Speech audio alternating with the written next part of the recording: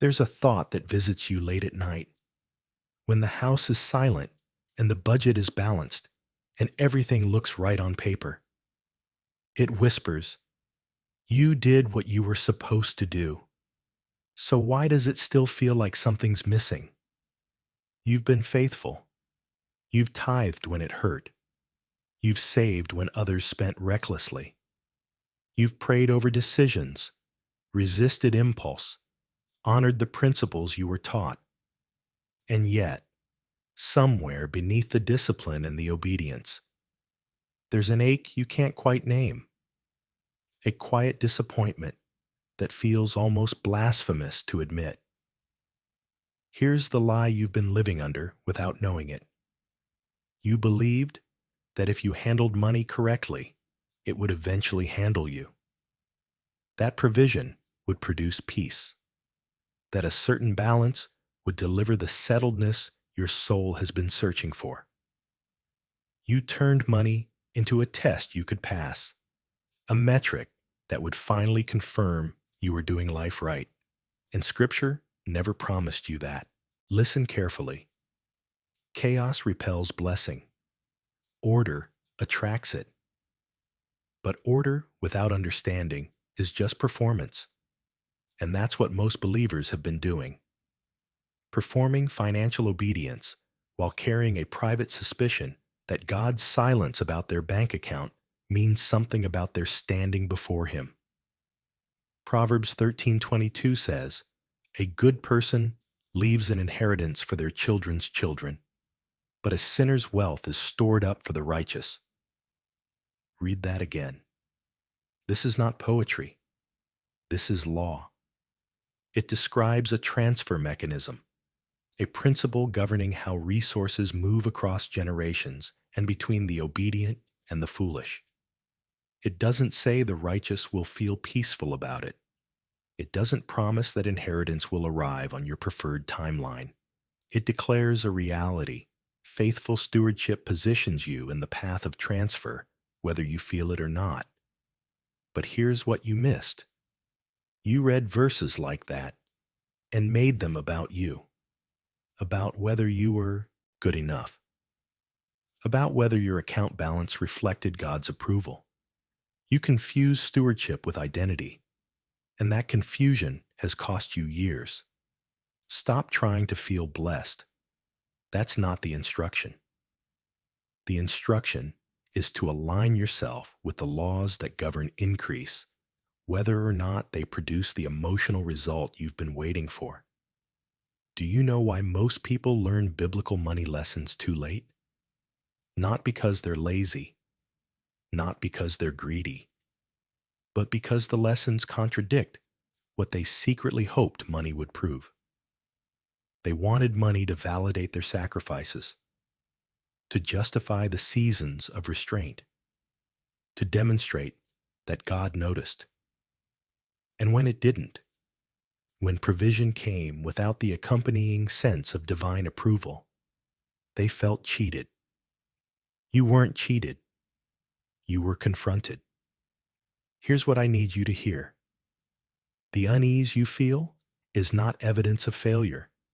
It's evidence that you've been asking money to do something it was never designed to do. Money doesn't reveal God's opinion of you. It reveals where your trust quietly migrated when you weren't looking. Psalm 62:10 warns, "Though your riches increase, do not set your heart on them." That's not a suggestion. That's a diagnostic. It's telling you to check, not your bank account, but where your heart went when the account grew or shrank. Because the danger was never poverty or wealth. The danger was misreading either one as a message from God about your worth. Write this down. You have been obedient. But obedience without revelation keeps you dutiful and hollow. What's coming in the next moments will not give you a new budget. It will give you a new lens, a way of seeing money that Scripture has been describing all along, not as a reward system, but as a revelation system, a mirror that shows you what you truly trusted, what you quietly feared, and what you've been asking provision to prove. This is not about learning to manage money better. This is about discovering what money has been managing in you. The truth is deeper than you've been taught, and it's waiting. Let me tell you what actually happened. You were taught that godliness plus contentment equals great gain. You were told that seeking first the kingdom would result in everything else being added, and you believed it, not as theology, but as transaction. You turned covenant language into a contract, and when the outcomes didn't match your timeline or your definition of added, you didn't question the framework. You questioned yourself. Here's the reframe. Money is not a morality test. It's a stewardship revelation. Matthew 25:21 records these words. Well done, good and faithful servant. You have been faithful with a few things. I will put you in charge of many things. Most people read that as motivation. It's not. It's mechanism. It describes the operational law governing increase. Faithfulness in small systems qualifies you for larger systems. Not because God is testing your character, but because capacity is built through proven stewardship, not awarded through spiritual intensity. The parable doesn't say the servant felt blessed. It doesn't say he understood why he started with 5 talents instead of 10. It says he worked the system he was given and was repositioned because of demonstrated alignment. This is where religious culture failed you. It told you that if you were faithful enough, God would intervene and make you prosperous. But Scripture describes something far more structural. Obedience positions you. Wisdom attracts resources. Order creates margin. And time reveals what you actually trusted. Consider this case study. A 34-year-old teacher, married, 2 children, household income $67,000. She tithes faithfully, budgets carefully, avoids debt, prays over finances, and yet she feels perpetually behind. Not broke, but never ahead. She watches others who appear less disciplined somehow experience windfalls, opportunities, ease. And she wrestles with a thought she won't say out loud. What is faithfulness actually producing? Here's what she's missing. She's conflated financial obedience with financial outcomes. She's done everything right according to the religious framework, but that framework taught her to manage money morally rather than systematically. She knows how to avoid sin. She doesn't know how to build structure. She can resist temptation. She can't architect increase. Proverbs 24:27 instructs, put your outdoor work in order and get your fields ready. After that, build your house. This isn't poetic imagery. This is sequencing law. It tells you that structure precedes expansion. That preparation creates capacity, that you don't build what you can't sustain. The verse assumes you understand that resources follow order, not intensity. But here's the data that confirms what Scripture already declared. A 2019 study from the Journal of Financial Planning found that households with written financial plans were 2.5 times more likely to achieve their financial goals than those without, regardless of income level. Not because planning is lucky, because planning is alignment with the way resources respond to structure. The teacher in our example isn't failing morally. She's failing architecturally. She's waiting for blessing to interrupt her system instead of building a system that blessing can flow through. Wisdom attracts resources. Chaos repels them. This is not opinion. This is observable, repeatable, biblical law. Here's your command. Stop waiting for provision to feel like approval. Provision is neutral. It doesn't validate you. It doesn't condemn you. It flows toward order and away from disorder, regardless of your emotional state or spiritual reputation. Luke 16:10 declares, "Whoever can be trusted with very little can also be trusted with much, and whoever is dishonest with very little will also be dishonest with much." Read it as law. Small systems are testing grounds for larger systems, not because God is withholding, but because reality operates on demonstrated capacity, not declared intent. This truth rewires how you think about money. You stop seeing your bank account as God's report card. You start seeing it as a mirror reflecting where structure exists and where chaos persists. And that mirror doesn't lie. The lesson most people learn too late is this: God is not impressed by your sacrifice. He's looking for your alignment. And alignment is built, not begged for. Now we move from revelation to operation. Because here's what you need to understand. Money is not a spiritual category. It's a system governed by laws, and faith operates through structure, not around it. Proverbs 21:5 states it plainly. The plans of the diligent lead to profit as surely as haste leads to poverty. This is cause and effect. This is mechanical. Diligence produces profit. Haste produces poverty. Not sometimes. Not if God feels like blessing it. Surely. The word removes ambiguity. It describes a law as reliable as gravity. You don't pray gravity into effect. You align with it. The same is true here. Most believers have confused trust with passivity. They've been taught that planning is unspiritual, that it reveals a lack of faith. But Scripture treats planning as the evidence of wisdom, not the absence of trust. Proverbs 16:9 says, "In their hearts humans plan their course, but the Lord establishes their steps." Read it carefully. Planning is assumed. It's the foundation. God directs what already exists. He doesn't honor what was never built. Here's the military parallel. A general doesn't pray for victory and then send untrained soldiers into chaotic battle. He drills them. He creates systems. He establishes supply lines, communication protocols, fallback positions.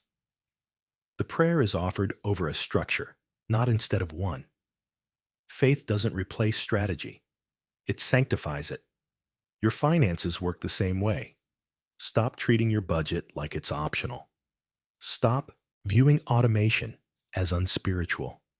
Stop resisting the very mechanisms that Scripture describes as pathways for increase. Chaos doesn't prove dependence on God. Chaos proves you haven't understood what dependence requires. Look at your bank account right now. Is your giving systematic or emotional? Is your saving intentional or accidental? Do you know, to the dollar, what flows in and what flows out? Or have you spiritualized disorder and called it trust? Write this down.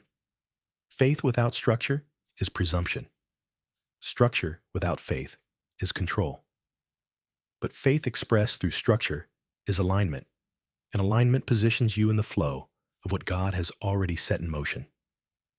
Here's your command. Stop waiting. Start building. Open your banking app. Look at the last 90 days. Categorize every transaction, not to judge yourself, but to see, because you can't steward what you won't examine. You can't align what remains invisible. Then do this. Automate your giving. Decide the percentage, set the transfer, remove the decision from the moment. Obedience that requires daily willpower will eventually fail. Obedience embedded in a system becomes inevitable. Next, build a margin account. Not for emergencies. Emergencies are reactive. Build it for positioning. Because opportunities don't wait for you to feel ready. They appear in moments of capacity, and capacity is the space between your income and your obligations. Proverbs 27:12 says, "The prudent see danger and take refuge, but the simple keep going and pay the penalty." Prudence is preemptive structure. It's the margin you build before you need it. This is not just about outcomes. This is about identity. When you bring order to your finances, you're not just managing dollars. You're declaring, "I am a steward, not a victim. I am aligned, not reactive.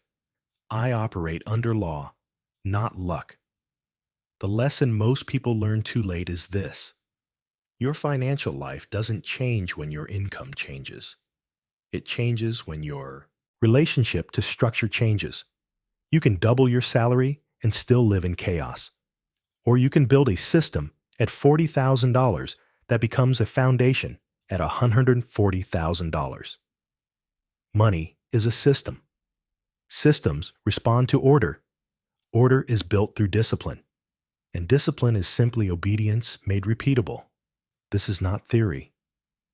This is how the faithful move from managing lack to administrating increase, not through miracles, through mechanisms, through the biblical laws that have been governing resources since Proverbs was written. You've been waiting for God to do what He already told you to build. Stop waiting. Start aligning. Because what comes next requires a foundation, and you're building it right now. Block 4. Authority, Declaration, and Decision 10. Biblical money lessons most people learn too late. Here's what it comes down to. You're standing at a threshold, not between poverty and wealth, but between confusion and clarity, between operating under assumptions you inherited and aligning with laws that Scripture has been describing all along. Most people reach the end of their lives and realize they spent decades managing money they never understood. They were faithful. They were disciplined. But they were misaligned.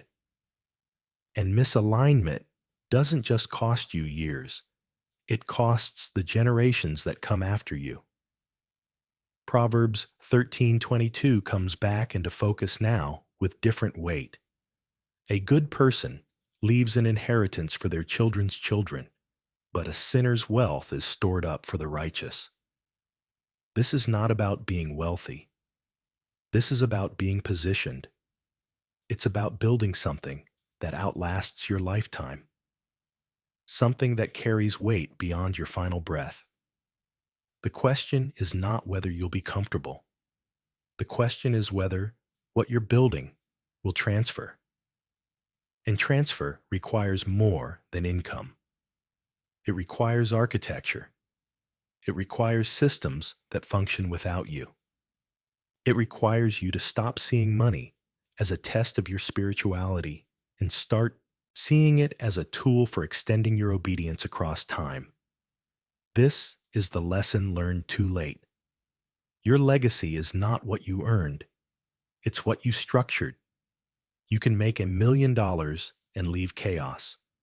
Or you can make 50,000 and leave a framework. One evaporates. The other compounds. One dies with you. The other carries authority after you're gone. Psalm 112, 1-3 declares, "Blessed is the one who fears the Lord, who finds great delight in His commands. Their children will be mighty in the land. The generation of the upright will be blessed. Wealth and riches are in their houses, and their righteousness endures forever." This is generational law. Righteousness, alignment with the way things actually work, produces a legacy that endures. Not because you were lucky, because you were lawful, because you understood that obedience isn't a moment, it's a structure, and structures outlive moments. Obedience without legacy is incomplete. Legacy without structure is fantasy. So, here's what I need you to do right now. Say this out loud wherever you are. I am a steward, not an owner. I operate under law, not luck. I build systems that honor God and serve generations. My obedience will outlast my lifetime. Say it again. Let it settle. Because that declaration is not motivational. It's positional. You're not pumping yourself up. You're announcing where you stand in the system God established. Now, take action. First command, subscribe to this channel, not for content, for accountability, because you need the reminder that this is not information. It's infrastructure, and infrastructure requires maintenance. Second command, comment below with one specific financial structure you're building this week. Not a wish, not a goal, a structure. I'm automating my tithe. I'm opening a margin account. I'm tracking every dollar for 30 days. Write it. Declare it publicly. Let it become real through witness. Third command, share this video with someone who's been faithful but feels stuck. Because the greatest cruelty is leaving people imprisoned by frameworks that were never biblical to begin with. You have language now.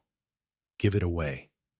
And finally, stop asking God to bless what you refuse to build. He's already established the laws.